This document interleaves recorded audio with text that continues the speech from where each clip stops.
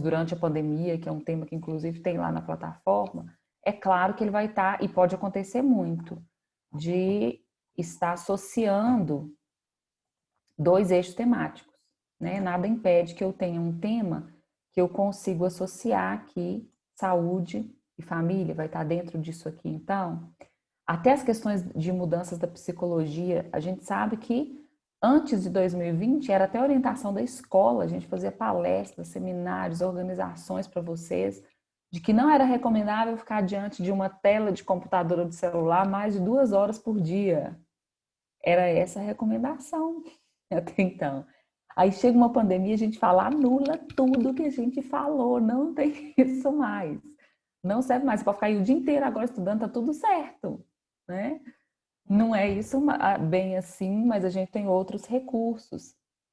Por exemplo, não é à toa que a aula é de 40 minutos, você tem 10 minutos para descansar a visão, para sair de frente dessa tela, para dar uma caminhada, mudar de postura, né, fazer alguma coisa aí, mas está tudo dentro de conhecimentos gerais desses eixos temáticos. Agora eu vou voltar aqui na ordem mesmo para a gente falar do que eu tinha aqui de repertório para vocês. Duas maneiras, tudo ainda não. Duas maneiras que a gente tem de acionar repertório na hora de fazer redação. Uma é pela coletânea de textos, ou seja, os textos motivadores. A outra é o seu repertório externo. Esse aqui é que nós vamos construir ao longo da vida e eu espero que vocês acionem. Eu tenho certeza que vocês têm, só que às vezes a gente não consegue acionar. Igualzinho computador desorganizado. Sabe aquela pessoa que fala assim, eu sei que tem aqui no meu computador, mas eu não sei onde está, qual que é a pastinha, não sei onde eu coloco nada. Tem gente que consegue se organizar bem até no computador. Tem gente que a área de trabalho me mostra que é uma pessoa desorganizada. Porque ele não sabe o que ele deixa lá, o que ele acessa com mais facilidade, o que ele não precisa, né? E assim é na nossa cabeça. Talvez você tenha um mundo de repertório aí, mas não consegue acionar na hora de fazer redação. Ou porque está nervoso, ou porque deu um branco mesmo naquele momento, ou porque não fez treinamento ao longo do ano escrevendo redação, né? Uma aluna até me mandou ontem à noite um TikTok ou um videozinho assim, tipo de meme, né? Da professora lá falando. A pessoa não treinou redação o ano inteiro, falou, na hora do Enem eu me viro. Se vira como? Né? Fazer download automático lá, baixou Machado de Assis na hora, vai resolver como, se você não treinou para isso. É essencial fazer esse treinamento. Na coletânea de textos, nós vamos falar sobre paráfrase. É possível usar a coletânea, é uma estratégia rica, é legal, mas esse ano eu vou até mudar um pouquinho meu discurso, assim, que eu tô achando que não deu muito certo não, tá? Todo ano eu falo com os meninos assim, essa fala continua válida. Se você esqueceu tudo, deu um branco geral, não lembro de nada, não sei uma citação, não sei nada, na hora que eu tô pensando lá o que eu vou fazer nesse texto, eu não tenho nada. O que você tem? O texto motivador e o restante da sua prova, porque no caderno de prova pode ter um nome de autor, alguém, uma coisa lá que numa questão que vai te ajudar a fazer essa redação. E eu sempre falei com os alunos, é possível tirar 800 pontos só com os textos motivadores, se você for bom de paráfrase. Certeza disso. Aí teve um aluno que até falou comigo, ele falou, então faça, Samanta, já que você vai fazer Enem esse ano, faça só com texto motivador, sem usar nada de repertório externo, para a gente ver o que dá. Eu confesso que eu fiquei com medo de fazer só contexto motivador, porque eu já tive umas notas nessa história de testa isso aí pra gente. Eu tenho bem umas notinhas ruins lá no meu currículo para contar para vocês na minha história desses anos de Enem, sabe? Testando, já contei várias vezes, né? Título metafórico, não rola, tá? Vira um desastre na sua redação. Tem um monte de coisa que não dá certo. Mas foi aquele, acho que foi a minha pior nota, gente. Foi o ano da internet, como é que chama? Manipulação do comportamento do usuário pelos dados da internet, alguma coisa assim. A pessoa vai ter a coragem de pôr um título assim: Internet, dois pontos, gaiola invisível do pensamento. Eu acho que o corretor, a vontade dele era pôr uns emojis assim, com aquela carinha de que é isso, né? De onde você tirou esse negócio? Você ficou doida? O que você está fazendo com essa redação? Mas aí eu fico testando. Aí esse ano eu não tive coragem de fazer toda sem repertório externo, mas eu fiz um argumento, um desenvolvimento eu usei repertório externo, eu usei um argumento de autoridade. No outro desenvolvimento eu usei só paráfrase do texto motivador. Eu tirei 900 nesse ano. Então não é uma nota ruim, né? Mas não sei se é legal ficar se arriscando. Se você lembrar de algum repertório externo, aliás, gente, 900 é uma nota excelente para padrão de Brasil. Não é excelente para o padrão dos meus alunos, tá? Do que eu cobro de vocês. Mas, para esse Brasil inteiro, 900 pontos assim, o ápice do sucesso, né? Para quem está fazendo para valer, claro. E no meu caso, eu fico lá de cobaia todo ano. Mas eu achei até um bom ano, gostei da prova esse ano. Fiz tudo. Tem ano que eu vou só no primeiro dia e não animo de fazer exatas e biológicas. Esse ano eu fui, fiz tudo os 2 dias. Foi até legal. Estou até dando uma olhada nos cursos EAD aí, fico com vontade de estudar, como diz meu marido, nunca vi uma pessoa paranoica querendo estudar e fazer um monte de coisa à distância e arruma uns cursos de vez em quando, mas eu fico nessa loucura mesmo. Minha média geral ainda deu 700. Falei, vou jogar minha nota num SISU EAD aqui, vai que dá alguma coisa, né? Fazer alguma coisa por aí. De vez em quando eu faço. Bom, então aí a gente vai lembrar disso aqui para acionar esse repertório externo. Primeiro, com a coletânea de textos, você vai ter a possibilidade de fazer o quê? Paráfrase, pelo amor de Deus, porque se for cópia vai ser zerado, ou parágrafo, ou tudo, dependendo do nível de cópia que tiver lá. Então, aprender a fazer paráfrase. Depois, nas aulas de português, a gente vai falar mais dentro das aulas de intertextualidade, porque paráfrase é um dos recursos de intertextualidade. Então, a gente vai falar de bricolagem, de pastiche, de paródia, de paráfrase. Então, depois vai ter mais aulas sobre isso, se alguém ainda ficar na dúvida. Mas só para refrescar a memória, e o que significa parafrasear? É um tipo de texto elaborado com base em outro já existente e conhecido pelos leitores, mantendo a ideia do texto original. Isso quer dizer que paráfrase é um tipo de intertextualidade. Parafrasear significa interpretar um texto com palavras próprias, mantendo seu sentido original.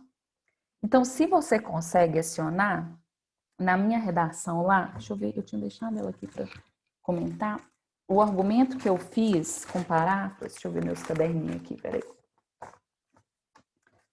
Foi o meu segundo desenvolvimento, tinha lá na proposta, tinha um texto lá do site, Zen Club, tal. Eu fui, peguei com essa informação mesmo, e deixei claro que eu estava usando o texto motivador. Eu anotei lá, de acordo com informações apresentadas no site Zen Club, tal, e pus toda a referência. Não vi ainda o espelho para saber se o que pode ter pesado lá na hora dessa correção, né, para tirar esses pontos para chegar aí em 900. Até porque eu tenho uma dificuldade com espaço também. Tenho muita dificuldade. Eu acho um texto de 30 linhas o cúmulo do resumo, né? Porque eu sou espaçosa, então eu queria 40, 50 linhas nessa redação para conseguir fechar o texto direitinho. Mas eu sei que tem gente que tem mais essa estratégia de síntese, consegue fechar com mais facilidade isso aí. Dentro da paráfrase, a gente pode fazer 2 tipos. Para a redação Enem, você sempre vai fazer essa aqui, ó. Pelo amor de Deus. Por quê? Paráfrase reprodutiva, ela somente faz a extração de ideias e o leitor não faz com a participação de sentidos. Então, isso aqui para nós não pode acontecer. Isso aqui é recurso quando você quer ser irônico, então a gente vê algumas paródias, algumas paráfrases literárias nesse sentido, para deixar claro que está sendo crítico, irônico. Então, não é o objetivo para quem está fazendo texto dissertativo e argumentativo. Vocês vão ter que trabalhar com paráfrase criativa. Textos de apoio são subsídio para a argumentação, produção de novos sentidos. Então, você precisa criar algo novo. Você precisa, depois de ter usado ali o textinho, ou o trecho que estava lá, ou o dado de um gráfico de alguma coisa que você utilizou, você precisa construir a sua parte opinativa em cima daquilo. Precisa ficar claro para mim o que você está construindo dentro daquele argumento que você extraiu só uma ideiazinha, mas há algo novo. Lembra da noção de autoria que está lá dentro das competências? O texto precisa ser seu. Se você simplesmente parafrasear outro autor, numa paráfrase reprodutiva, você perde essa noção de autoria. Então, já não é mais a mesma coisa. Exemplo de paráfrase criativa. Vou ler o parágrafo todo, depois eu conto para vocês, tá? Carlos Drummond, em um de seus versos, diz sentir saudades da pátria. Apesar de estar viajando por ela, o mineiro que tem obra presa às origens traduz a falta de autoestima brasileira, ao achar-se estrangeiro na pátria natal. Trata-se de uma necessidade coletiva de afirmação das diferenças deste mundo, quase todo abaixo do equador daquele do imperialismo. O utópico otimismo que nos é atribuído tem de valorizar os atos presentes, afirmar as glórias tropicais, sem esperar julgamento externo. Isso é um parágrafo de desenvolvimento de um tema de redação que era sobre a autoestima do brasileiro. Não é uma redação Enem, é uma redação de um outro vestibular. E nessa construção, nos textos motivadores, tinha lá um trechinho de Carlos Drummond de Andrade. O que essa pessoa fez, então, nessa construção? Ele deixa claro que está usando os versos, né? Vou parafrasear Drummond como? Aqui está a paráfrase em si, a cópia com outras palavras do que ele estava dizendo lá. Ele acrescentou alguma coisa aqui, coloca, ó, traduz a falta de autoestima do brasileiro, ao achar-se estrangeiro na pátria natal. Mas ele construiu um argumento totalmente novo a partir disso aqui. É claro que aqui também tem primeira pessoa do plural e é uma coisa que para o Enem vocês não vão usar. Texto sempre em terceira pessoa. Mas é uma demonstração de como você pode fazer isso. Usando o que estava lá no texto motivador. Nossa, texto motivador poético. Pelo amor de Deus, o Enem pegou pesado com a gente. Dá para extrair prova disso aqui, ó. Então, se tiver poesia lá no texto motivador, não entre em pânico.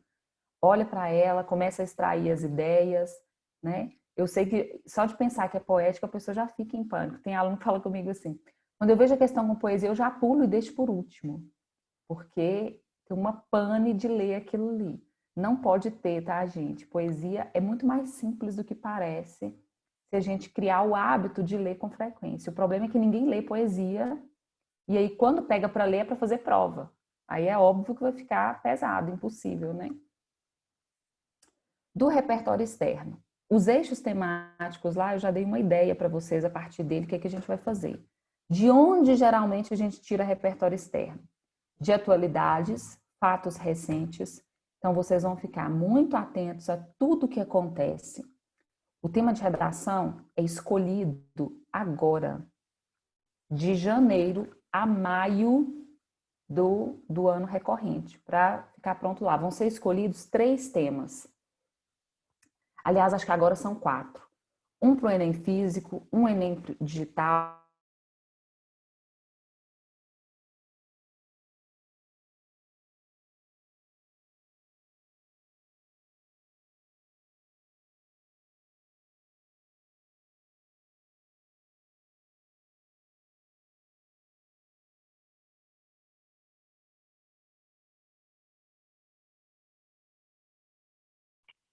Tá, mano, tava travado.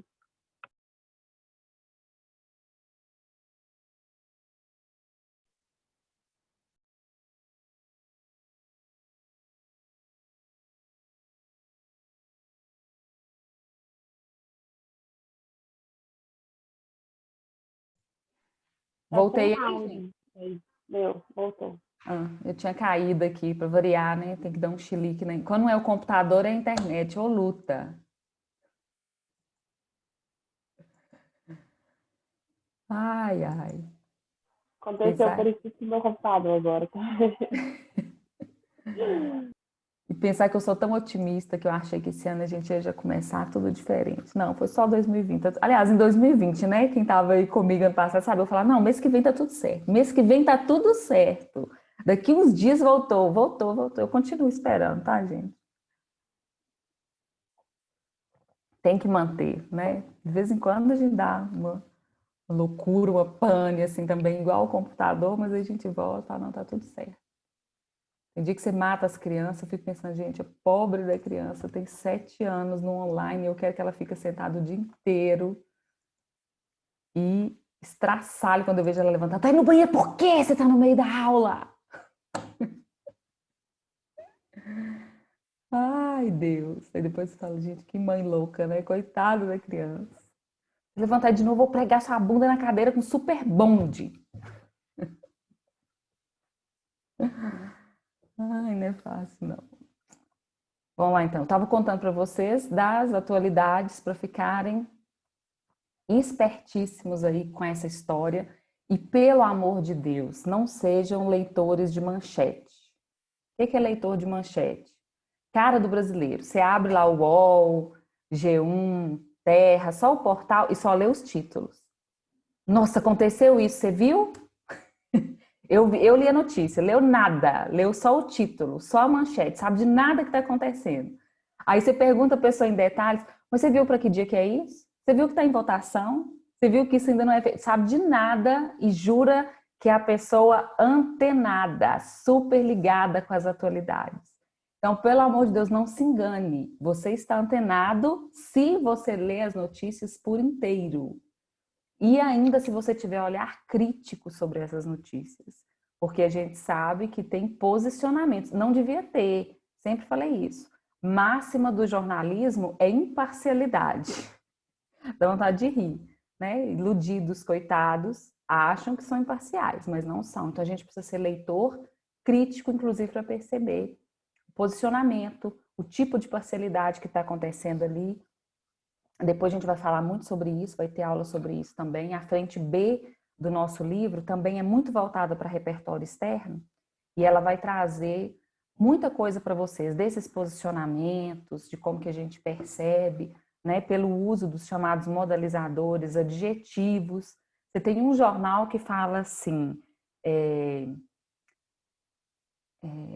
presidente acerta na escolha de ministro. Você tem outro que fala assim, presidente infeliz na escolha de ministro. É a mesma notícia, um ministro foi escolhido, mas em um posicionamento ele acerta, no outro ele é infeliz. Então eu já percebo ali pela escolha, né? Então a gente precisa ter esse olhar crítico o tempo inteiro e não simplesmente engolir as informações do jeito que elas vêm. Outras disciplinas, história, geografia, obras literárias. Gente, presta atenção, eu falo que eu sou apaixonada com a língua portuguesa de verdade, com as aulas, com tudo. Mas eu entendo o universo da dificuldade até quando eu estou montando uma prova de português para os meus alunos. Porque eu observo o seguinte, principalmente depois da chamada leitura estratégica, do modelo que o Enem trabalha com as coisas. O menino vai fazer prova de história, ele sabe qual é o conteúdo. Eu falo com ele lá, capítulo 1, tal. Então ele está estudando Revolução Francesa, ele sabe que os textos que vão estar na prova são sobre Revolução Francesa. Na prova de português, eu ponho o texto da Revolução Francesa, eu ponho o texto de por que as borboletas voam, eu ponho um texto de por que a gente pronuncia desse jeito, eu ponho outro texto sobre ficção científica e eu ponho a Clarice Lispector na literatura. Então, quando a prova é de linguagens, a pessoa precisa acionar um mundo de repertório, porque ela não sabe qual que é o conteúdo. Não é? Só em gramática que eu falo com você, o assunto é sujeito e predicado. Agora, que professor já contou para vocês? Vou cobrar interpretação de texto nesse eixo temático. Nunca, não é? A gente não conta. A parte de interpretação é sempre assim, vou na sorte, o texto que tiver lá é tu mesmo. É isso mesmo. Então, tudo que a gente tem ao longo da vida escolar constitui repertório, só que a gente não para refletir nos textos sobre isso. Já pensou quantas vezes o seu professor de português, por exemplo, colocou um texto lá do porquê a gente sua? E aí você não parou para pensar que você estava aprendendo biologia no meio da aula de português, fazendo interpretação de texto. Se a gente ficasse mais atento a isso e que se concentrasse mais na quantidade de repertório que tudo que a gente lê traz, a gente tinha uma infinidade de lugares aí para acionar conhecimento. Então, fiquem atentos a tudo isso. E aí, o terceiro grupinho das artes e humanidades, atentos à filosofia, à sociologia, à música, ao cinema, às artes plásticas. Filosofia não precisa nem falar, que acho que todo mundo, o sonho de todo mundo é lembrar 2 filósofos para pôr na redação. né, que a gente já pôs na cabeça que argumento de autoridade é filósofo. E francês ainda, se não for francês, já não é a mesma coisa se eu não lembrar dos nomezinhos lá. Mas pode ser qualquer um outro, né? Olha aí um parágrafo construído com atualidades. Vamos ver o que, aliás, 2 parágrafos, né? A política, a economia e a segurança pública dão desgosto ao povo diversas vezes ao longo de um ano. Denúncias de corrupção, como no caso de Jader Barbalho e Luiz Estevam, altas da inflação e do dólar, o ataque de traficantes armados à Prefeitura do Rio de Janeiro. Cada exemplo ilustra uma fonte de descontentamento da população e sua consequente queda de autoestima. Algum acontecimento extraordinário pode servir de escala para avaliação superficial da autoestima nacional. A mais recente foi no início do ano, quando, da posse do presidente Luiz Inácio Lula da Silva, a participação popular mostrou intenso otimismo e confiança em relação aos próximos anos. As pessoas pareciam portar a bandeira nacional sem a pessoa inconsciente falando, com sincero orgulho. Gente, é claro que vocês estão vendo de quando foi esse tema, né? Época da posse do governo Lula. E era o mesmo tema, a questão da autoestima do brasileiro. Aquele candidato tinha feito com paráfrase criativa, usando o texto motivador do Drummond que estava lá. Esse aqui fez com atualidades. Obviamente, ele estava lendo as notícias da sua época, que eram os casos de corrupção que tinham acontecido, quem tinha acabado de tomar posse. Saber dessas coisas, isso facilita muito. Tem gente que não lembra nem qual é o nome do governador de Minas, gente.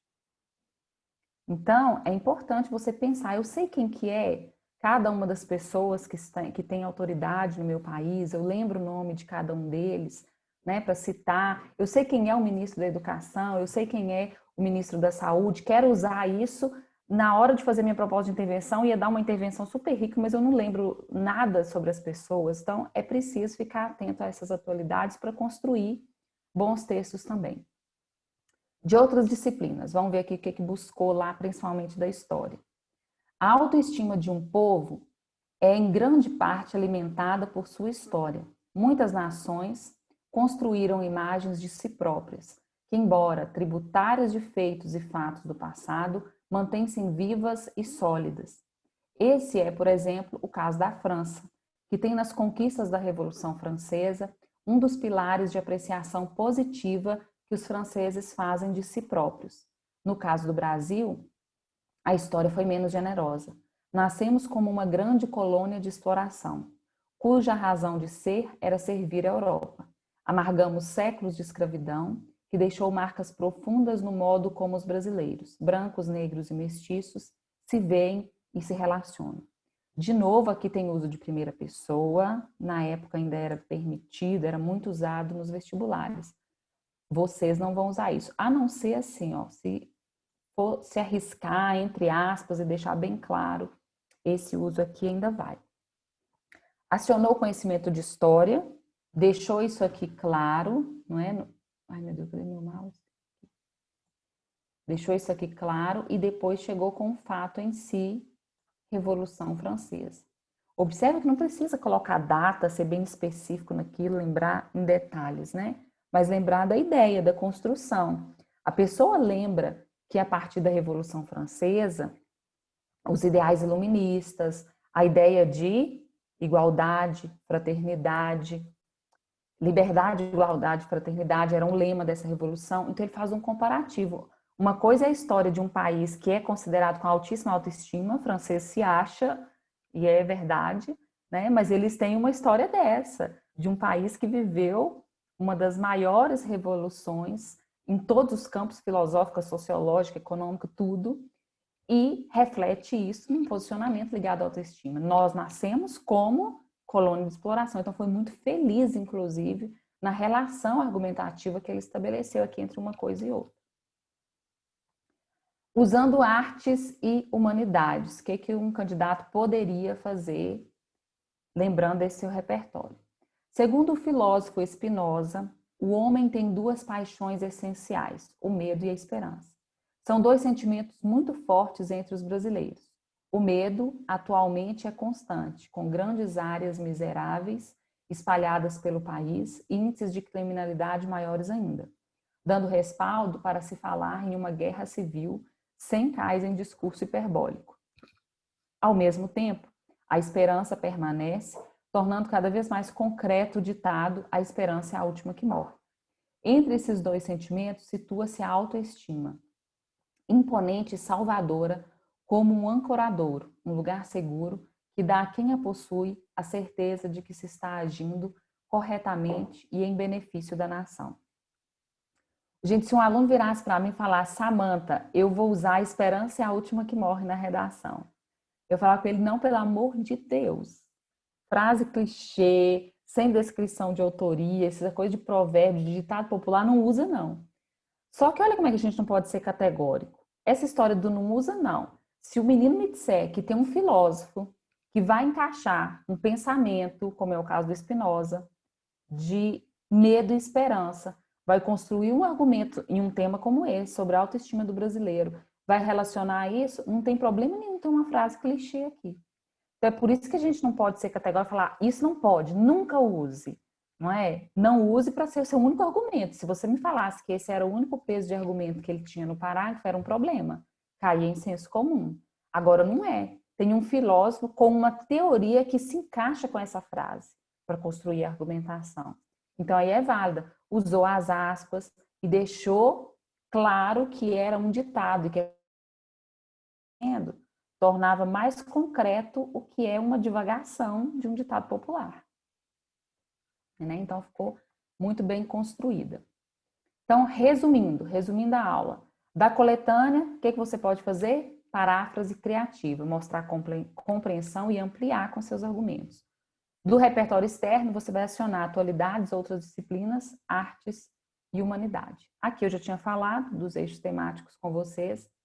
E aqui tem 13 citações universais, depois eu vou trazer mais algumas, mas isso é porque aluno me pedia tanto: Samantha, me dá uma citação que serve para tudo. Gente, é muito difícil ter uma citação que serve para tudo, principalmente você decorar. Vou decorar essas 13 aqui e pronto. Não é assim que funciona. É muito melhor você estar à vontade para acionar seus conhecimentos do que viver na base de decoreba. Mas quando a gente vê algumas assim de vez em quando, até para construir paráfrase fica mais fácil, né? Se eu lembrar. Por exemplo, Rousseau é um filósofo muito usado e é fácil de lembrar. Não precisa citar, entre aspas, fazer citação direta para não correr o risco de errar alguma coisa. Mas se você lembrar, em teoria, do que ele diz, que o homem é bom por natureza, a sociedade é que o corrompe, você consegue aplicar isso em um mundo de temas, falando dessa possibilidade de corruptível, né, do ser humano ser assim, corruptível em todos os sentidos. Então dá para aplicar assim.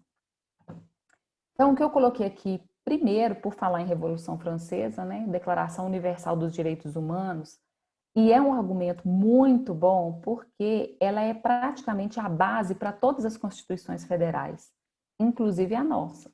Todos os seres humanos nascem livres e iguais em dignidade e direitos. Isso não é difícil de lembrar e é realmente muito amplo, dá para você usar para muita coisa. Depois a gente tem o Jorge Santayana, que é um poeta espanhol, que diz: aqueles que não conseguem lembrar o passado estão condenados a repeti-lo. É uma frase também que sempre que você fizer resgate histórico, alusão em linhas do tempo, comparativo com outros períodos, você vai conseguir encaixar muito bem. Educação, você fala assim: só dá para o eixo temático de educação, Samantha. Não dá para um monte de coisa, gente. Porque se for, por exemplo, o tema do ano passado, de questão de saúde mental, a gente fala em educação socioemocional, a gente fala do trabalho com as emoções, inteligência emocional. Então, você podia usar para muita coisa, porque tudo na vida recai em educação, em aprendizado ao longo dos anos. Então, é sim um argumento muito amplo do Mandela. A educação é a arma mais poderosa que você pode usar para mudar o mundo. Então, serve para muita coisa também. A insatisfação é o primeiro passo para o progresso de um homem ou de uma nação. Oscar Wilde. Esse também é um argumento muito bom e muito fácil de ser usado. Por quê? Quando eu penso em insatisfação, se eu relacionar essa palavra com a problemática, com o problema em si que eu preciso colocar na minha tese, observem que a proposta de redação do Enem, ela pede solução. Se é obrigatório fazer PI, proposta de intervenção, é porque tem problema. Se tem problema, eu posso usar isso num comparativo com insatisfação. Ou seja, precisamos intervir, criar propostas de intervenção porque estamos insatisfeitos com alguma coisa. Então, você consegue usar isso aqui muito bem também para muita coisa. Baum é outro queridinho. Tem muita gente que usa Baum com toda a sua teoria da sociedade líquida. Serve para um monte de coisa, né? Serve para relacionamento, serve para questão econômica, serve para um monte de coisas aí. Tem muita gente que usa, que explora. Explicar a citação 2 de novo. Estão me pedindo aqui no chat. Deixa eu voltar nela lá. Ó. Aqueles que não conseguem lembrar o passado estão condenados a repeti-lo. Por exemplo, para usar esse argumento, você precisa ter feito um comparativo, a sua argumentação precisa estar ligada ao que a gente chama de resgate histórico ou linha do tempo. Por quê? Sei lá, vou falar sobre o problema dos regimes totalitários. Então, eu posso usar essa citação, né? Nós não podemos repetir erros do passado. Vou falar sobre aquele tema que já caiu, intolerância religiosa. Vou citar a Segunda Guerra Mundial, vou citar a perseguição aos judeus, vou usar um argumento como esse.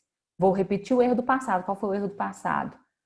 Matar inúmeras pessoas, cometer assassinato, perder noção das coisas. Então, tudo que você trouxer uma outra referência de passado, você consegue usar esse argumento de autoridade.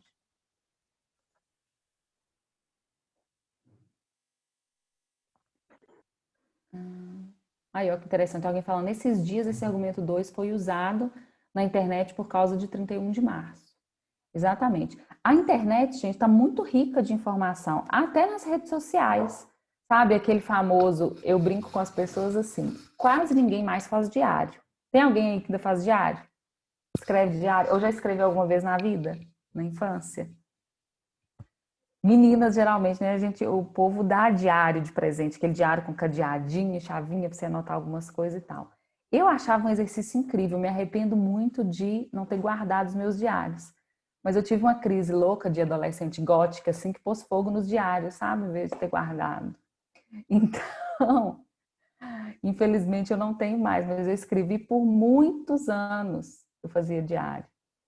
E é um exercício maravilhoso. Eu falo, hoje vocês têm a escrita presa à escola, né? Você escreve quando? Quando a escola manda. Você não tem um momento que você fala, vou escrever alguma coisa aqui. Eu não sei quem já gosta mesmo do literário, faz uns textinhos de vez em quando, uns poemas e tal.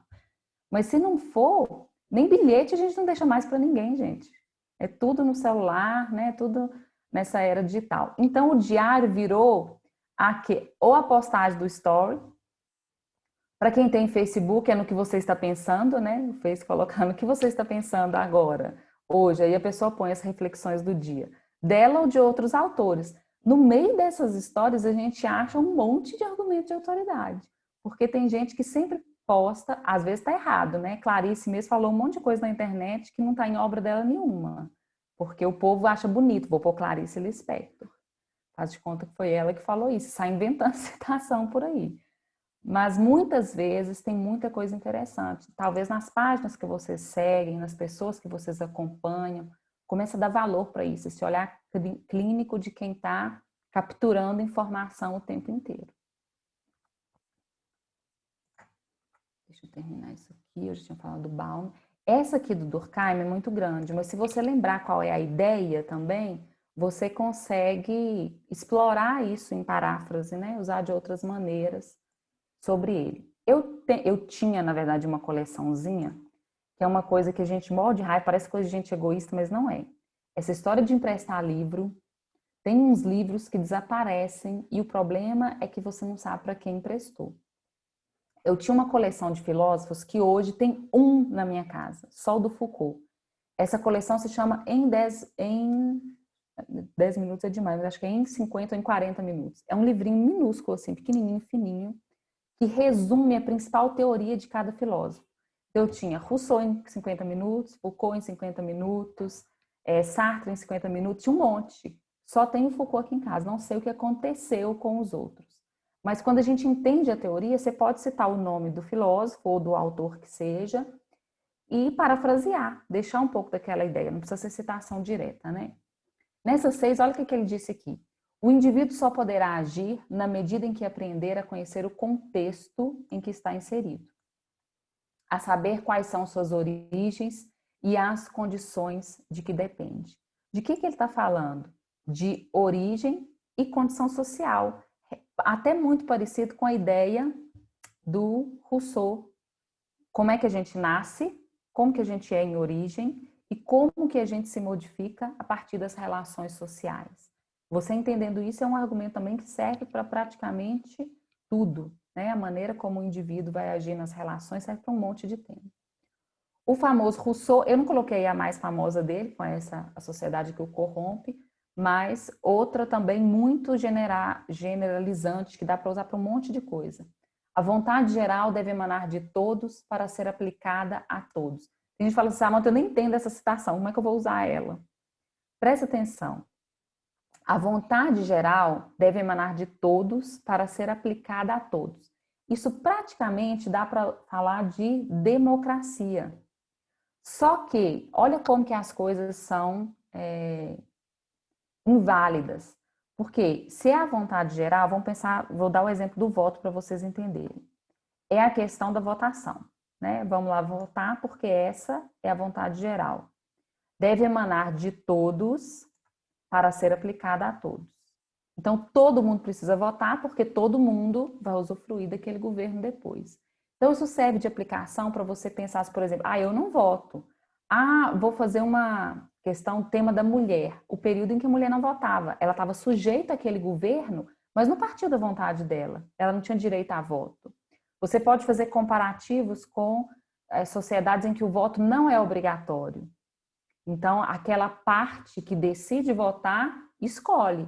E aí vai ser aplicada a todos. Você não manifestou sua vontade naquele momento. Então, dá para usar para muita coisa. Estou exemplificando aqui com democracia para tentar ficar mais claro para vocês. 8.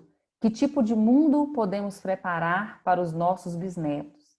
Isso aqui também, Richard Hart, dá para um monte de coisa principalmente na conclusão, sabe aquela manifestação de desejo futuro? Aí tem gente que fala assim, Samanta, eu tenho muito medo de usar porque tem primeira pessoa. Se tiver assim, entre as aspas, não tem problema. E você pode também parafrasear, né? Dizer, de acordo com o filósofo estadunidense, o questionamento é o que o ser humano deixará para as gerações futuras.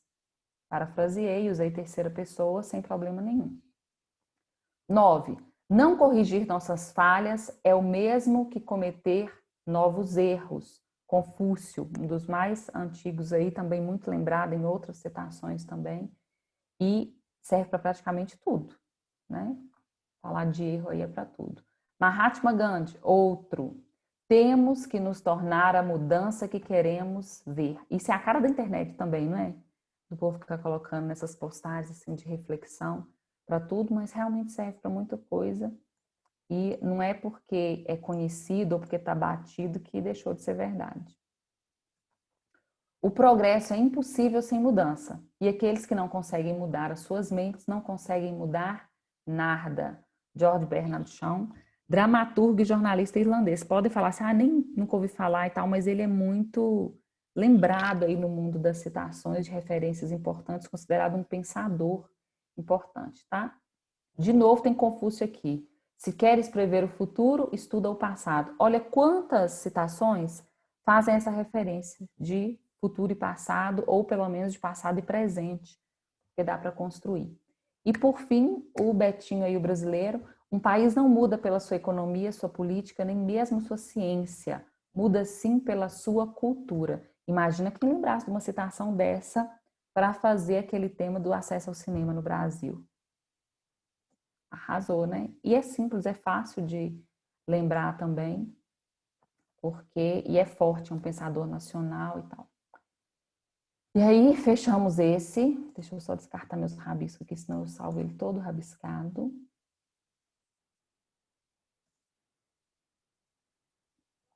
Quanto tempo eu tenho? Tá certinho, né? Fechei uma aula agora, certo? Nós vamos até 9h30. Aí é o horário de recreio de vocês, não é isso? Vai dar certinho. É esse aqui.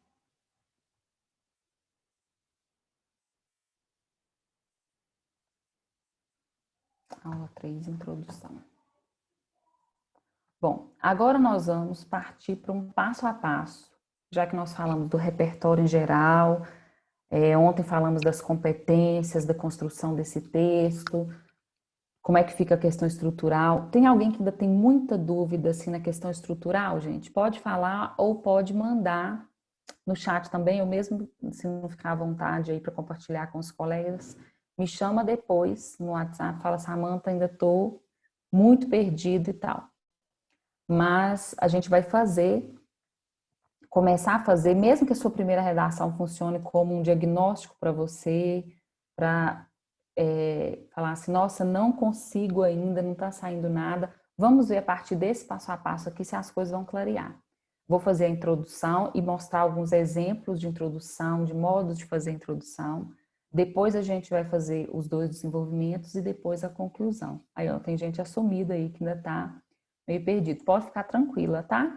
Calma, porque é na hora que começar a escrever. A teoria sobre a redação é importante nesse início?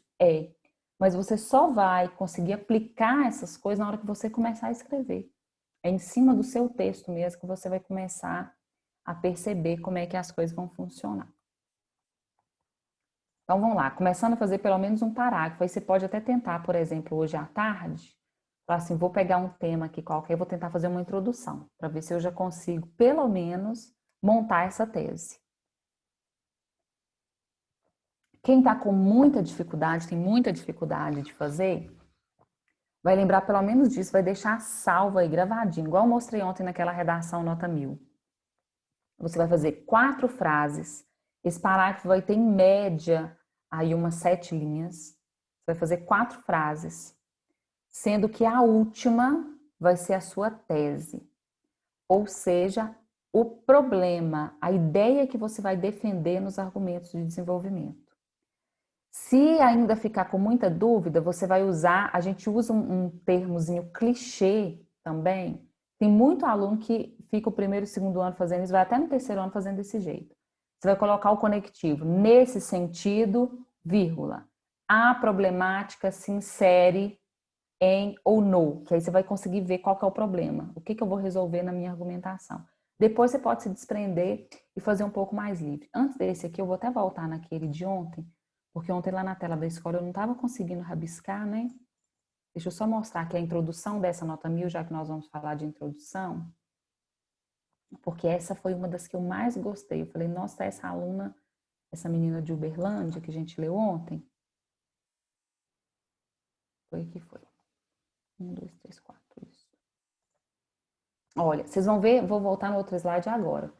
Ela começou com a primeira estratégia que nós vamos aprender ali, fazer por resgate histórico. Então, ela foi fazendo essa linhazinha do tempo. Ó. Ao longo do processo de formação da sociedade, o pensamento cinematográfico consolidou-se em diversas comunidades. Vou rabiscar aqui para vocês verem. Ó. Fechou a primeira frase. Deixou claro, ó, vou vir falando ao longo do tempo, no processo de formação da sociedade. Conectou com o adjunto adverbial de tempo, ou seja, quando? Não é? Isso aqui não me responde quando? No início do século XX. Conectou, usou a vírgula, sempre depois de um conectivo inicial de frase usa a vírgula. Com os regimes totalitários, situou qual é a época de governo que ela está falando. Por exemplo, o cinema era utilizado como meio de dominação à adesão das massas ao governo. Fechou a segunda frase. Então, estão contando, ó, 1, 2. Conectivo opositor, ó. Embora o cinema tenha se popularizado posteriormente, outro advérbio por estar entre vírgulas, como entretenimento, nota-se na contemporaneidade sua limitação social em virtude do discurso elitizado que o compõe e da falta de acesso por parte da população. Situou o tema trouxe todo o tema aqui nessa terceira frase, porque o tema era a democratização do acesso ao cinema no Brasil. Então, já começou a antecipação de argumentos aqui. Está limitado, o discurso é elitizado e parte da população não tem acesso. O que vem aqui na frase 4 é a tese. Oh, meu Deus, passei. Olha essa tese. Essa visão negativa pode ser significativamente minimizada desde que acompanhada da desconstrução coletiva junto à redução do custo do ingresso para maior acessibilidade. Qual é a tese? Qual é o problema que eu vou propor solução para ele lá no finalzinho? Lembra que eu marquei com vocês? E aí vai trabalhar os dois desenvolvimentos. Um mais voltado para a questão do custo e outro mais voltado para a desconstrução coletiva. O primeiro desenvolvimento é nessa desconstrução coletiva, o segundo é na questão do custo. Todos dois vão trabalhar a ideia desse acesso. Então, é assim que a gente espera que seja feita a introdução. Só que essas 3 frases iniciais aqui, você pode usar de outros recursos, que não sejam esse resgate histórico. Não lembro nada de história, eu vou fazer como? Tem comparação, tem narração ficcional, tem narração não ficcional com as atualidades, então tem os recursos que nós vamos analisar aqui nesse novo slide agora. Deixa eu ver no chat se é pergunta. O Luan colocou aqui, minha maior dificuldade é na introdução. Sempre tento usar o resgate histórico e acaba me atrapalhando. Então, pode ser que a gente precise acionar outro recurso, tá? E aí você vai ver através dos outros, tem aluno que se descobre, e é um que eu gosto muito também, da narração ficcional. Vocês vão ver lá agora como é que funciona legal, e a gente tem muita nota 1000 usando esse tipo de introdução também. Oh, meu Deus, só falta travar aqui agora e não sai desse slide, que beleza. Espera aí, que a carroça vai. Tem que soprar ele. Eu falo que meu computador é a lenha. Se eu não lembrar de pôr fogo cedo, soprando, mexendo nele de vez em quando, ele não vai, não.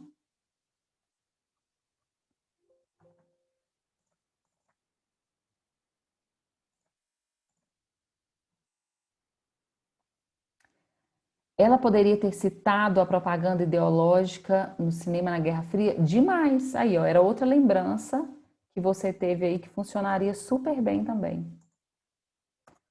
Ai, saiu. Cadê o outro? Acho que ele já estava aberto aqui. Aqui. Então, a primeira que está aqui é essa mesma, dessa nota 1000 que a gente estava analisando ontem.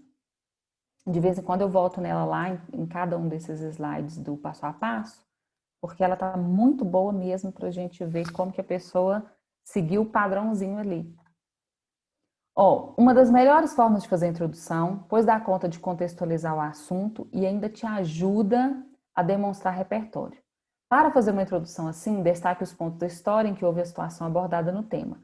Tome cuidado sempre para não fugir, né, do tema. Cuidado também para não usar mais de 3 ou 4 linhas. Isso aqui desconsidere, porque a gente vê introduções já muito maiores do que isso. Dá para usar até 7 linhas tranquilamente. Mais de 7 que para a introdução vai te complicar, porque você não vai conseguir. Parágrafo padrão para redação Enem, a gente fala que é de 4 a 7 linhas. Isso para caber dentro de 30 no total, gente. Então, se você fizer 4 a 7, ok. Agora 3 linhas, impossível. Isso aqui estava no... Essa informação estava no Brasil Escola. Eu deixei aqui assim mesmo, né? Em respeito à fonte e tal. Mas não inviável. 3 linhas, pode ter certeza que você vai perder ponto. Está curtíssimo para a introdução padrão Enem. Então, é de 4 a 7 que vocês vão trabalhar aí. Vamos ver um exemplo aqui com um resgate histórico? Esse foi de um tema sobre a violência contra a mulher. Esses exemplos que estão aqui são todos de redação Enem, tá? Nem todos tiraram nota 1000, mas todos são exemplos de redações que tiveram nota boa e que na introdução não perderam ponto. Ou seja, se tirou mais de 900 e não perdeu ponto na introdução, por isso que elas estão aqui de exemplo. Ao longo do processo de formação do Estado brasileiro, do século XVI ao XXI, o pensamento machista consolidou-se e permaneceu forte.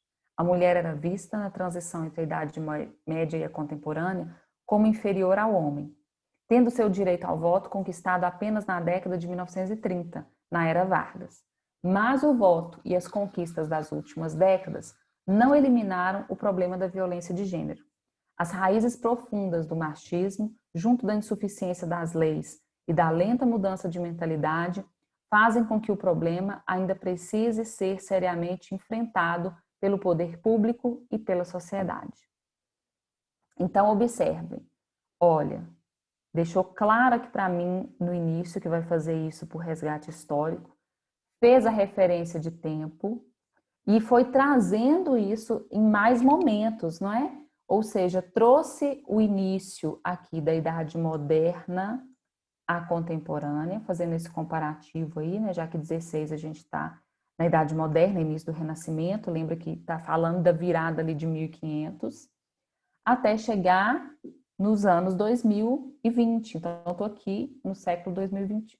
Aqui, esse tema foi 2015, né? Mas já estava aqui século 21, anos 2000. E ainda trouxe uma referência específica, o que enriquece ainda mais e demonstra repertório. Falou da era Vargas com referência de data e com um dado importante, quando a mulher não tinha direito ao voto.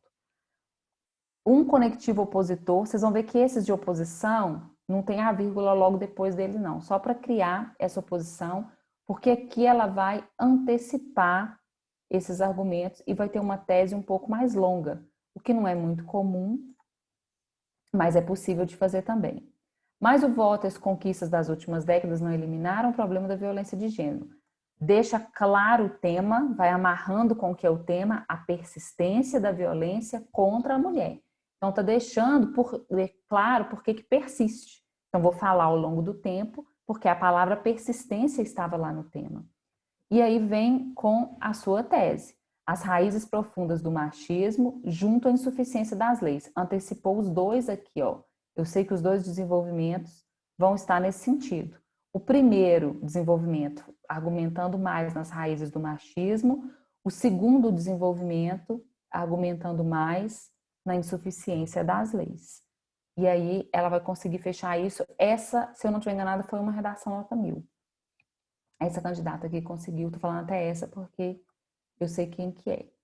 Note como a autora conseguiu destacar brevemente alguns momentos históricos para em seguida mostrar como o problema ainda está presente na nossa sociedade e lançar a sua tese de que as raízes do machismo, a insuficiência das leis, a lenta mudança é o que faz manter ou persistir essa violência contra a mulher. Percebam de novo, vamos ver o padrão, esqueci de marcar com vocês. Ela não tem um padrão muito simétrico do tamanho de frases, mas não significa também que o texto está ruim por causa disso. Ó. Você vai ter a primeira bem extensa aqui, fechou aqui o pontinho, tá vendo? A segunda curta aqui no meio, comparada às outras duas, e a tese longa. Então, 3 ou 4 frases. Eu prefiro em 4, principalmente para quem está tentando criar ainda qual é seu padrão de escrita, não estou ficando tão à vontade. Mas não tem problema nenhum fazer em 3. O que não pode é a introdução inteira ser uma frase. A gente chama isso de parágrafo frasal. Aí é problema de pontuação, de competência 3 e 4. Você perde no mecanismo linguístico também, tá? E na estruturação. Aliás, 2 e 4. Você perde no mecanismo linguístico e na estruturação do dissertativo argumentativo. Então tem que tomar muito cuidado para não fazer isso.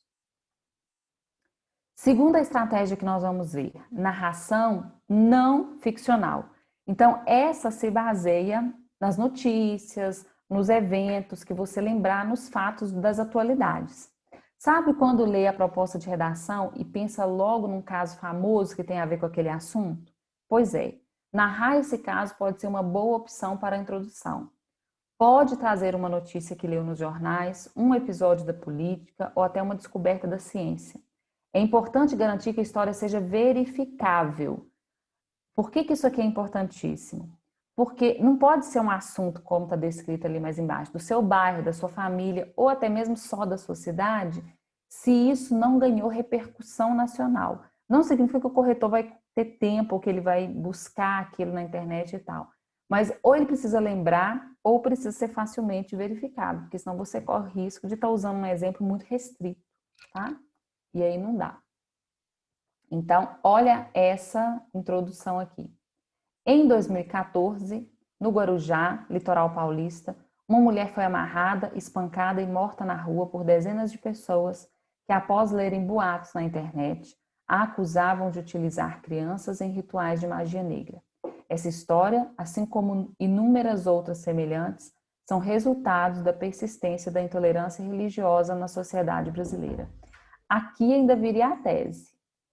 Até aqui, você tem uma frase, ó, que é a narração não ficcional. Saiu notícia no Brasil inteiro, esse tema é sobre a intolerância religiosa, a gente vê a abordagem do tema aqui, mas ainda vai acontecer a referência à construção da tese depois disso. Nesse momento, ela trouxe o fato, olha, não parece que é uma narrativa? Em 2014, no Guarujá, aconteceu isso, isso, isso. Começou narrando. Depois, joga, aqui há uma outra conexão importante, ó, essa história, assim como inúmeras outras semelhantes, são resultado da persistência da intolerância religiosa na sociedade brasileira. Aí vem, nesse sentido, a problemática se insere e aí você vai escolher quais são as suas duas linhas argumentativas que você vai colocar nesse problema para defender ao longo do seu texto. Narração ficcional. Tá até brincando aí com essa ideia. Aqui o seu repertório da Netflix pode entrar em ação. Gente, é muito, muito, muito rico. Filme, série, livro, talvez até uma historinha mais breve, sabe? Uma história em quadrinho, uma outra coisa que você lembre desse mundo acionado aí no campo das artes. Você vai conseguir, vai colocar um trechinho daquela situação e aí a conexão com a realidade é que vai ser importante. Da ficção para a realidade. Como é que você vai fazer para trazer isso, para atualizar quem estiver lendo seu texto, como é que vai ficar isso aí? Todo mundo desligou a câmera, né? Tô de olho em vocês, viu? Tô vigiando aqui. Tá todo mundo aí? É porque minha internet tá ruim, tá travando quando eu leio. Tô vigiando vocês aqui. Vocês acham que eu não tô vendo, Vou me não, né? defender que eu fico intimada só com a minha ligada. Pois é, tá só você aí, né? Direto, é verdade, viu? Vou te dar um desconto, Núbia. Romeu também tá aí direto, Luan também. Gente, cadê o resto? Me conta, por que vocês não estão ligando câmera? Tem algum argumento em sua defesa? Eu vou escutar para ver se é válido. Tem um cachorro se defendendo aí. Deixa eu ver no chat, olha lá. Tem gente falando que é porque tá com a internet horrível. Eu vou acreditar, hein? Vou dar um voto de confiança para vocês. Vou ter que montar uma aula da psicologia explicando por que quando você é visto, sua concentração aumenta, tá? Ver se convence esse povo todo aí. E vou ficar com ciúmes também, porque eu vi na aula da Demir um monte de câmera ligada, tá? Eu vi.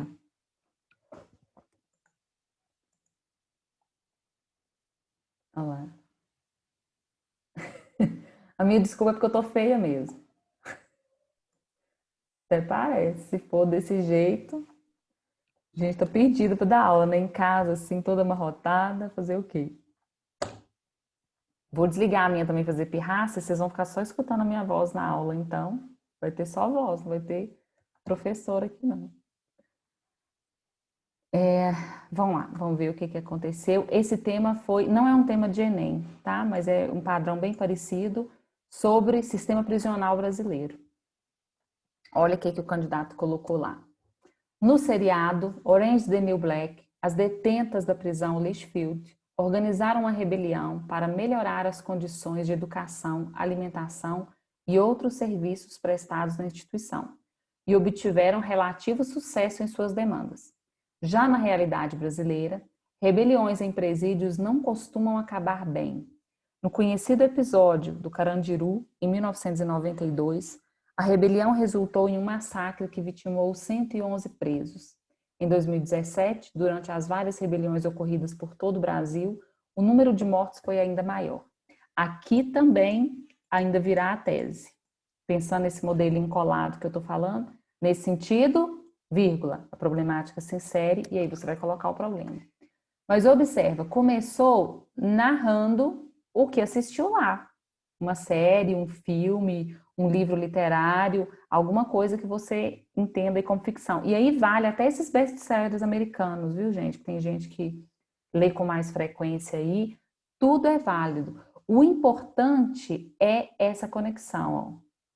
Já na realidade brasileira, e aí vai entrar com uma contra-argumentação. Se o resultado aqui na série era positivo, obtiveram relativo sucesso nas suas demandas, aqui no Brasil não costumam acabar bem.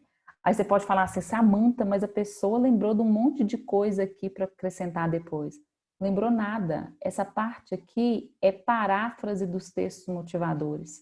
Tinha um gráfico na proposta com as últimas rebeliões no Brasil. Então a pessoa foi lá no gráfico e pegou oh, meu Deus, meu mouse está só uma bolinha. Pegou o episódio do Carandiru com a data que estava lá no gráfico, pegou a rebelião e colocou a referência, né, o número de mortos, e pegou o outro dado que tinha lá de 2017 com as várias rebeliões ocorridas, mas não tem nenhuma tão grande quanto Carandiru, que virou filme também, podia até ter relacionado com isso, se tivesse espaço, se tivesse linha, provavelmente não tinha, porque aqui já vai vir a tese, né? Então, conseguiu fazer isso. Uma dica legal, depois eu vou ler essa redação também, é uma das minhas queridinhas, apesar dela ter muita metáfora, e eu achar que hoje, nos Enems recentes, ela não teria nota 1000, mas uma que eu trabalhei por muitos anos, eu achava ela incrível. Incrível é uma redação que tem o título Orgulho Machadiano, que a pessoa faz usando Machado de Assis na narração ficcional no início. E aí esse recurso ficou famoso por isso. Quando você usa narração ficcional no início, é legal você fechar com ela também, colocar lá no tom de fechamento. E aí, justamente para mostrar, olha, eu sei o que é ficção, eu sei o que é realidade. Se a gente conseguisse algum aspecto legal da ficção, na hora de fechar seria assim. Então é isso que esse candidato vai e faz aqui. Isso aqui é um trechinho da proposta de intervenção, tá? Tinha retomada da tese aqui antes. E aí ele vai e termina assim, ó. Para que a lei seja cumprida e a qualidade dos serviços básicos seja garantida, como na ficção da Netflix, é preciso que a sociedade e o Estado brasileiro passem a entender o sistema prisional como uma instituição voltada para a recuperação dos indivíduos que ali cumprem pena. Só com essa visão será possível promover mudanças capazes de impactar a vida das pessoas. Então, retomou o repertório. Não precisa ser com as mesmas palavras, citar o nome da série todo de novo, mas demonstrar que a maneira como você abriu é a maneira que você vai estar fechando o texto. Entendeu? Então, sempre que usar narração ficcional, explorem isso na conclusão também. Usa para fechar lá. Depois eu vou mostrar o do Machado, como é que fica legal também. Citação. Aqui surge a seguinte pergunta. Samantha, se eu só tenho uma citação, eu uso ela na introdução? Não. Você guarda ela para o seu desenvolvimento. Se você só lembrar de uma. Por quê? Imagina que você usou citação na introdução. O corretor começou a ler seu texto e já fala assim, nossa, cara, tem repertório externo. Aí chega no desenvolvimento e você argumenta tudo em senso comum. Já pensou o desastre que vira? Então, não é legal, é melhor você escolher outra estratégia para introduzir e guardar sua citação para o desenvolvimento. E às vezes a gente usa mais de uma. Ah, não, estou lotada aqui de argumento, vou usar uma na introdução, vou pôr no desenvolvimento, vou pôr lá embaixo na conclusão, porque eu vou mostrar que eu sei do negócio. Não tem problema. Só que para isso é necessário fazer projeto de texto. Eu ainda vou falar sobre projeto de texto também essa semana, para que você escolha qual é o seu esqueminha. Muita gente já faz isso só na mente. Tem gente que precisa fazer o esquema antes. Pontinho, bolinha, chavinha, setinha, anotar. Mas é importante fazer isso, pensar. Eu vou introduzir como? Ah, lembrei desse filme, vou usar ele na introdução. Eu tenho 2 argumentos para isso. Um de dados, que eu vou pegar do texto motivador mesmo, e outro eu tenho um argumento de autoridade. Vou colocar isso. Quais gomifes eu pretendo usar? A escola e a sociedade? O governo e a mídia? Então, isso é o projeto. É já pensar, sem escrever o texto, pensar no que você pretende usar antes. Eu também brinco com os alunos para não fazer bucha no rascunho, para tentar fazer um rascunho mais limpo possível, para você visualizar isso. Mas na prática eu acabo tendo que confessar que tem ano que isso não dá certo nem para mim. E pra vocês terem uma ideia, olha como é que isso aqui foi o meu projeto de texto na minha redação. Isso aqui foi a redação. Tem várias buchas aí no meio que eu não devia ter feito, mas eu acabei fazendo. Por que eu digo que isso é um problema? Porque depois você olha para esse texto rabiscado, cortado uma coisa, colocado outra, e olha para ele e fala assim, será que cabe nas 30 linhas? E a gente não sabe. Então é por isso que quanto mais limpo tiver o seu projeto de texto e o seu rascunho, melhor você consegue passar isso a limpo e ter noção de espaço, de construção, se precisa de alguma inversão. Quando você faz o projeto, você consegue até perceber, você vai ter que usar os dois argumentos antecipados na introdução, mas você pode mudar de ordem. Não, vai ficar melhor eu colocando esse primeiro, depois esse. Então você consegue mexer mais nesse texto se ele estiver bem projetado. Tá? Então nós vamos falar um pouquinho também sobre fazer, né, de pensar como é que a gente vai fazer aí. Então, não vou ficar lendo tudo aqui não, para andar mais rapidinho, que a gente só tem 15 minutos, menos de 15 minutos. A citação, vamos direto no exemplo. Olha que interessante, não precisa ser só frase de filósofo. Letra de música é citação. Um versinho de um poeta é citação. Olha como que esse candidato começou essa redação. Plano de saúde de pobre fi é não ficar doente. Aspas, pelo amor de Deus. O trecho da música Boca de Lobo, do rapper Criolo, mostra o drama da saúde pública no Brasil. Enquanto os ministros, senadores e membros do alto escalão do governo usufruem, junto da elite, de hospitais particulares reconhecidos internacionalmente, a população fica à mercê do sistema de saúde lento e sobrecarregado. Enquanto a classe política não precisar usar os serviços do SUS, ela continuará a negligenciá-lo. Também ainda precisa de uma tese bem trabalhada aqui. Ou vai trabalhar junto dessa última frase para que ela antecipe dois argumentos, ou vai criar mais uma aqui para ser tese. Mas o que a gente está analisando é o inicinho, não é? Já começou com a citação. Então, começa com aspas. Citação, o nome, quando for citação mesmo, precisa de aspas, porque ela é direta. E aí você vai colocar de onde e de quem, né? Tirei da onde, quem é o intérprete, como é que tá isso aí.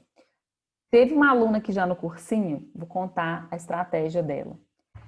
Ela colocou para praticamente todas as redações dela, do ano inteirinho, a citação do Drummond. Tinha uma pedra no meio do caminho tinha uma pedra.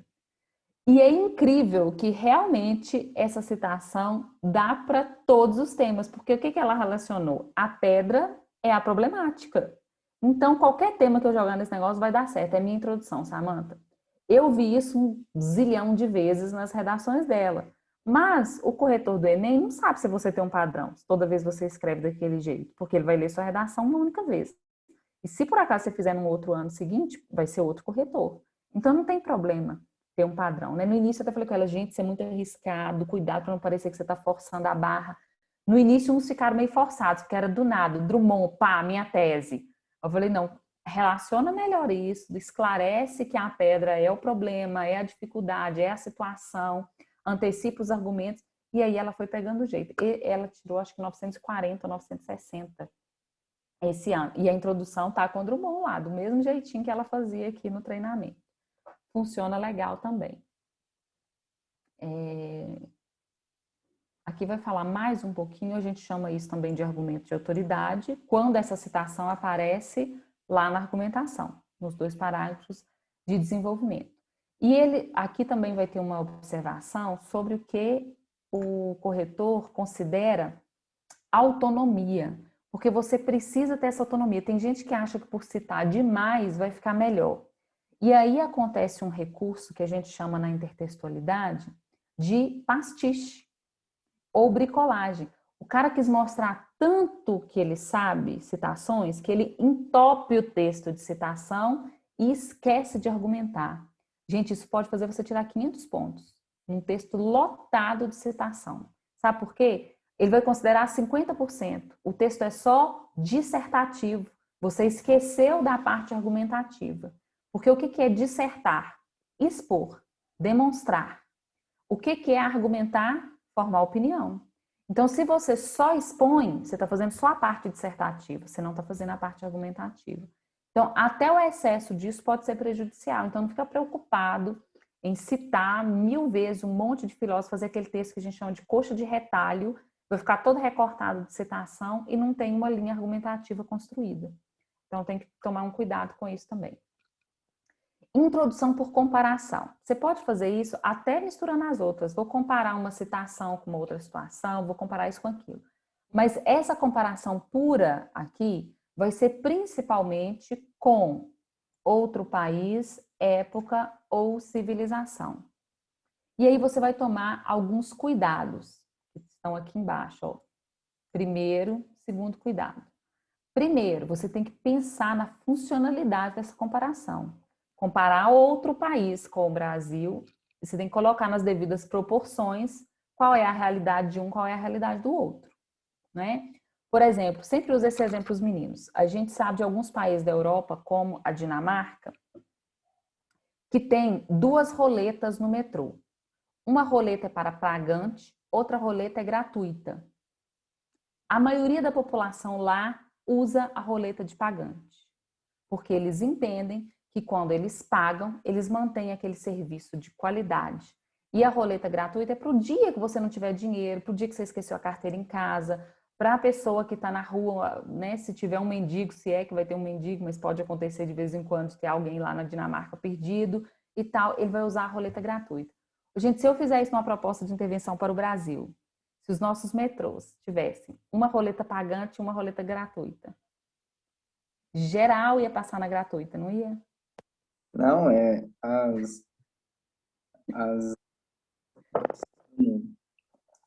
Pode essas falar. linhas iria falir, não ia ter nada. Eu tive um aluno uma vez, quando eu fiz essa comparação, ele falou assim, ia ser pior, Samanta, eles iam quebrar as duas, e a gente ia chegar lá um dia e não ia ter nada, era só um corredorzão, assim, porque o brasileiro não entende nem para que tem catraca, você tem que passar direto. Então, infelizmente, a gente precisa ter essa noção para estabelecer comparação, né? E, ao mesmo tempo, a gente precisa ter o cuidado de não cometer a chamada síndrome do vira-lata. Isso é pela psicologia, tem esse nome mesmo. Síndrome do vira-lata ou complexo de pensamento de colônia. Sabe aquela coisa assim, tudo importado é melhor, tudo fora daqui é melhor. O Brasil é uma tristeza mesmo, isso aqui é uma porqueira, dá tudo errado, a gente não vale nada, somos péssimos, tudo que vem de fora é melhor.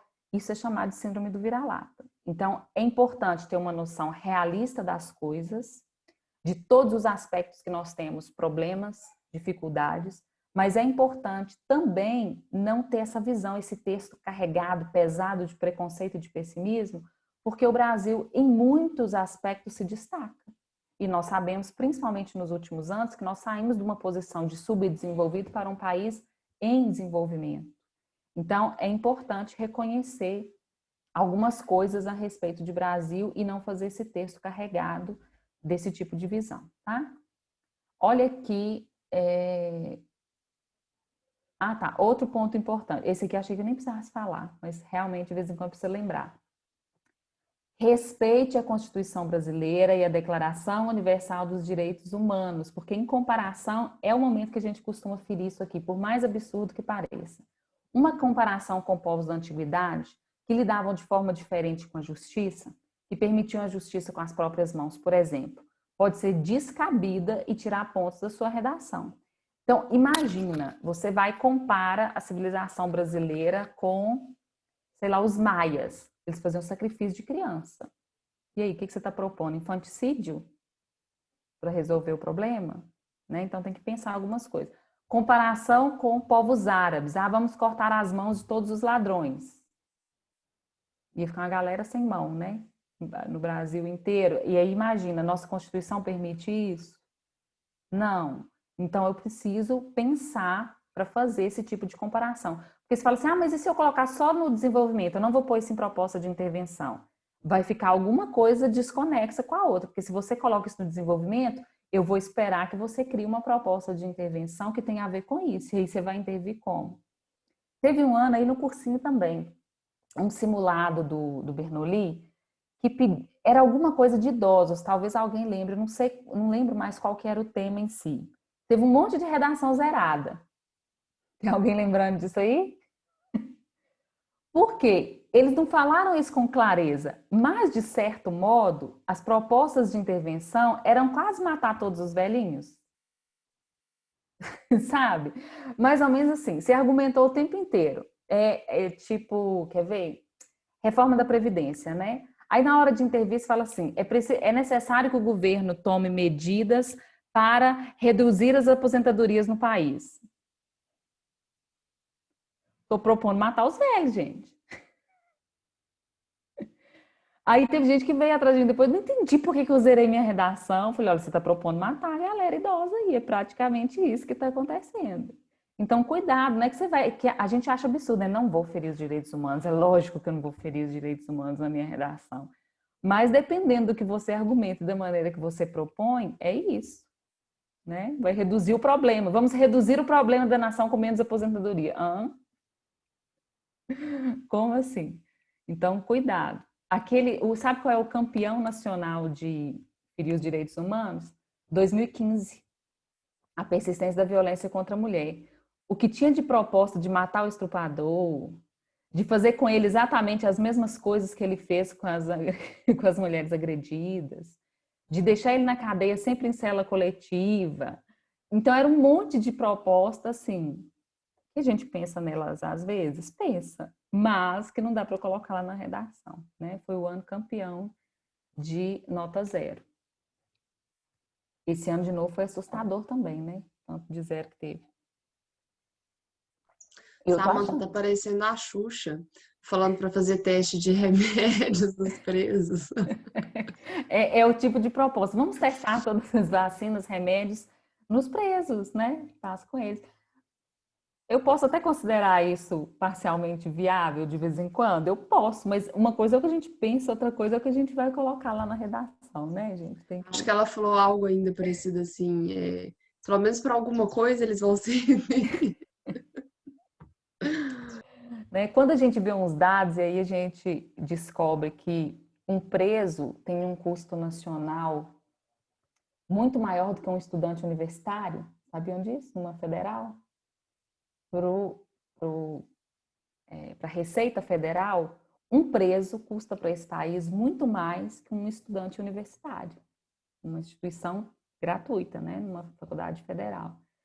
É claro que dá uma revolta na gente. Você olha e fala assim, gente, o que acontece, né? Por isso que a gente tem tanta dificuldade para entrar nessas federais, porque o número de vagas não tem como aumentar, porque tem outro lugar que essa torneira está vazando, nas mazelas da sociedade. Mas aí vamos intervir onde? Se a gente intervir muito antes, na educação, na formação, o cara não nasce bandido, né? Você imagina lá na maternidade, você olha para a cara dos bebezinhos e fala, esse vai ser presidiário, esse vai ser médico. Não tem como. Então, se a gente pensar em intervir antes, a sociedade não vai ter tanto problema para resolver lá na ponta, né? Então, funciona melhor pensar antes nessas situações aí. Uma comparação prudente, concreta, que demonstra que o Brasil não está tão bem assim, mas também não tem síndrome de vira-lata. Enquanto países como Israel, Finlândia, Suécia e Japão investem entre 3% e 4% do PIB em pesquisa e desenvolvimento, esse número no Brasil é de 1,3%. Não à toa, enquanto esses países exportam tecnologia e produtos de alto valor agregado, o Brasil continua em sua posição de exportador de commodities. Então, construiu, vai vir a tese aqui ainda, comparou, não é bonito para nós, mas estamos comparando com países desenvolvidos. Se eu comparar com países da América Latina, a gente vai ver que está super bem, né? Então, é outra situação. Eu preciso dessa noção de realidade e pensar no que eu vou argumentar para isso fazer sentido no meio da minha história aqui. Eu tenho tempo ainda? Deixa eu ver, não tem. 9h30. Vou parar aqui, amanhã a gente continua, tá? Em estratégia de introdução por contextualização. Só faltam 2, eu acho que é só contextualização. Questionamento, eu vou falar, mas não é legal para o Enem, só para contar para vocês que existe. E conceituação, são as 2 válidas. E aí que vocês tenham forças para perseverar nessa história e continuar estudando, tá bom? Beijo para vocês, até amanhã. Você vai mandar o slide da aula no grupo? Vou. O de ontem eu já mandei, esse aqui eu mando agora, tá? Já deixo lá com vocês, vocês vão dando uma olhadinha, a gente termina de falar dele amanhã. Beleza. Até mais. Tchauzinho, gente. Até mais.